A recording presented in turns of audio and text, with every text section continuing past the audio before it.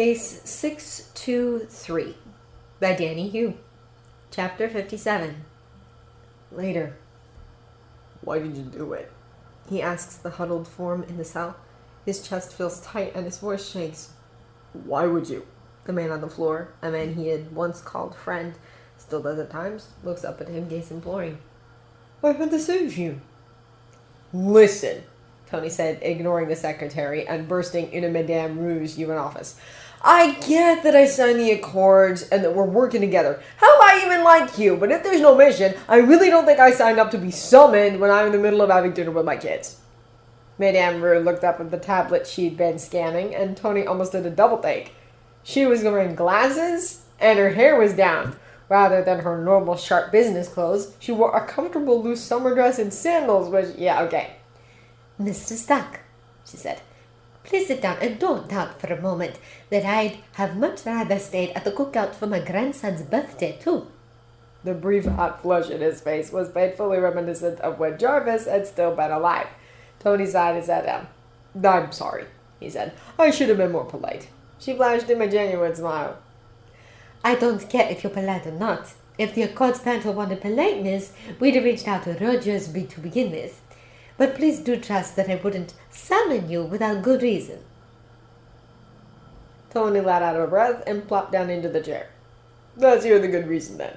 Madame Rue put down her tablet, a Stark pad, Tony noted absently, and steepled her hands, looking at him across her desk. The Accord panel contract's inside the raft. Tony cocked an eyebrow. You got a spy in the raft. In response, she raised both hers. Of course we do.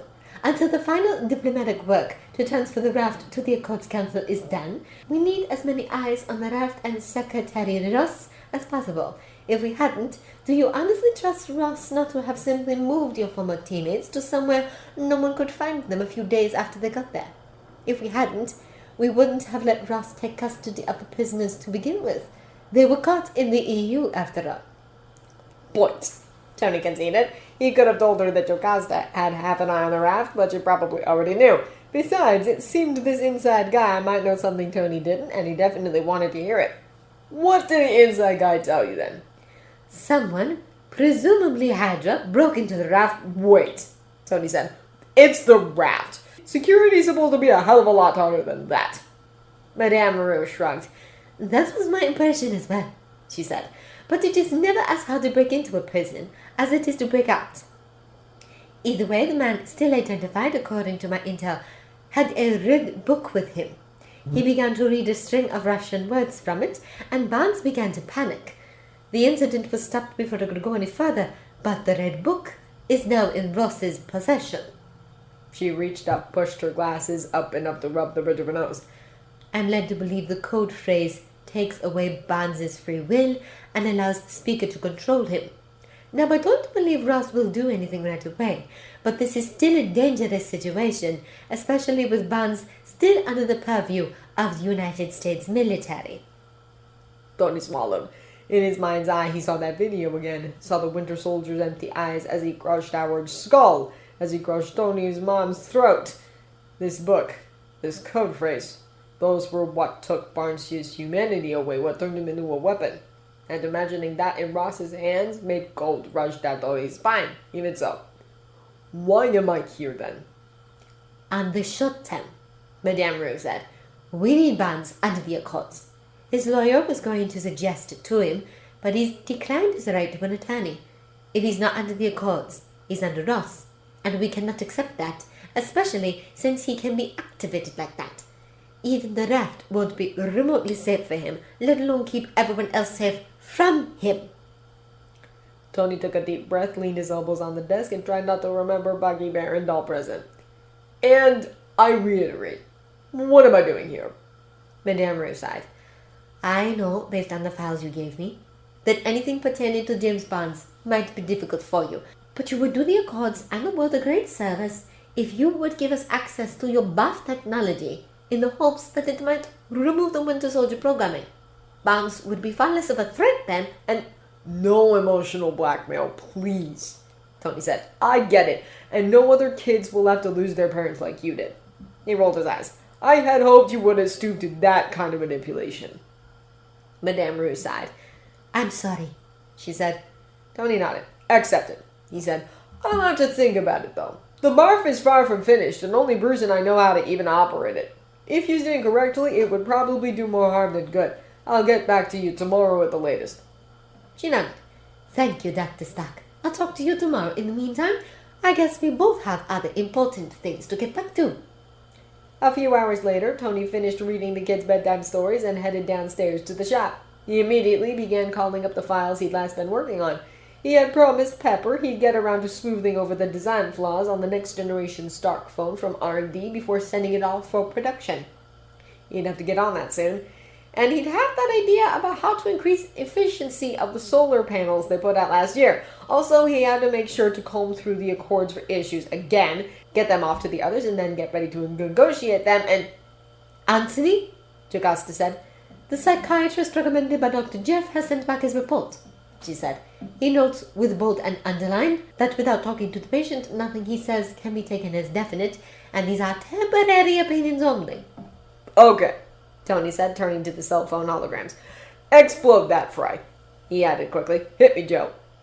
The psychiatrist, Dr. Manson, Jocasta started, says that according to what he can tell from the notebooks, Sergeant Barnes suffers from severe PTSD, including anxiety and guilt, including but not limited to classic survivor's guilt.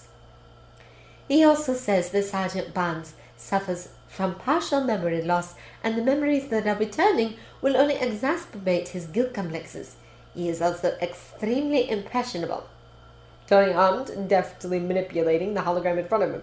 Fry, run through the coding, he said, even as he added a note about exchanging the alloy suggested with its twin to shave off some 20 grams without impacting durability. On a whim, he added another quick note telling R&D to make the phone available in red and gold. In Dr. Manson's professional opinion, Barnes cannot be held accountable for any actions taken since 1945, Jocasta continued. It is apparent that whatever Hydra did stripped him utterly of any sense of self and rendered him incapable of exercising his free will, if he even had it at that point. The coding generally looks solid, boss, Friday said. There are a few problem areas I can isolate. I will call them up now. Thanks, Fry, Tony said, frowning as he subtly changed the design to make room for a second micro SIM card. It was unlikely that most casual users traveled as much as he did, but for those who did, being able to switch back and forth between their local and home plans might be a help. He was pretty sure plenty of his competitors used this already. He felt a brief stab of irritation at the idea of being behind the curve and added a note to R&D to code it so the transitions would work smoothly. Keep going, Joe. Dr. Manson adds that Sergeant Barnes has not been in a situation where it has truly been feasible for him, given his mindset, to acquire knowledge of the modern world. It is unlikely that he knows anything about, for instance, the Nuremberg principles. Sergeant Barnes was last active military in 1945, and while James Barnes, the person, doesn't know how to perceive Steve Rogers, his childhood friend, and has not made any move to contact him, Sergeant Barnes might very well still perceive Captain Rogers as his commanding officer, as evidenced by the fact that until it was no longer feasible, he was still working on taking down Hydra bases. Thus he cannot be held accountable for the casualties in Bucharest in the same way a man raised or a military officer trained in the modern world might. Tony frowned for a moment, even as he took in the pieces of code Friday had highlighted. He pulled up a holographic keyboard and began the edits to the code with a roll of his eyes. His R&D department was the best in the world. Why hadn't they got this? As his hands fell into familiar rhythms, though, he let Jocasta's words filter through to him. He thinks Rogers is his CO, and he doesn't know the Nuremberg principles, he said. So when Rogers showed up in his apartment and told him they had to get out, he followed orders by any means possible. No, by the fact that he's apparently extremely impressionable. I believe that's what the report said, Anthony, Jocasta replied. Fuck. Tony pushed the keyboard away again, resolving to fix that tomorrow. Have we heard back from legal yet? They are far from done with their full report, Jocasta said, but Walters did send you a notice that more than a dozen countries are already in the process of requesting to have Barnes extradited. Nearly half those countries have the death penalty, and several nation leaders have expressed that they do not view him as either a victim or a prisoner of war. In many of these countries, he is likely to be either executed or imprisoned for life. And in either case, they can use him as a starting point for developing their own super soldier serum, Tony concluded. You listened in on my conversation with Rue, I take it. Yes, Anthony, Jocasta replied. So basically the Barnes situation sucks all over. is what we're taking away from this," Tony concluded.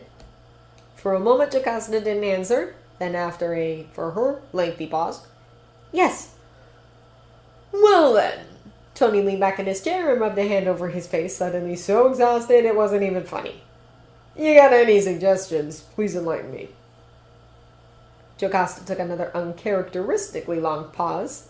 Then at last, "I believe it would be in everyone's best interest to persuade Sergeant Barnes to sign the Accords and to use the BAF technology to rid him of his programming and then throw all our legal resources into letting him go free. On his own recognizance in Romania, Sergeant Barnes caused no trouble.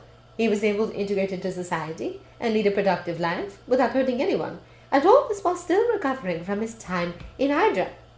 Following logic and what data I have, I do not believe Sergeant Barnes to be a problem if no one makes him one." Another pause. "Then I understand if this is difficult for you, Anthony." This isn't about that," Tony said. "It's not about what's easy or difficult for me. It's about what's best for the greatest amount of people. Sometimes the greatest justice you can give anyone is an assurance that the same crap won't happen again. With that red book out there, we can't be sure what'll happen if Barnes ends up in Iran's hands, or even if he stays in Ross's. Then, he's almost as big a threat. No, I think you're right. I think the best thing we could do is get Barnes back under his own power and out from under everyone's thumb." His stomach churned, and it was suddenly difficult to pull in a full breath. Still, he made himself forge on. "What's the best way to accomplish that?" Jocasta made a sound that almost made Tony think she wished she had a throat to clear. "I believe it would be a powerful symbol if the child of two of his more prominent victims spoke up in his defense," she said at last.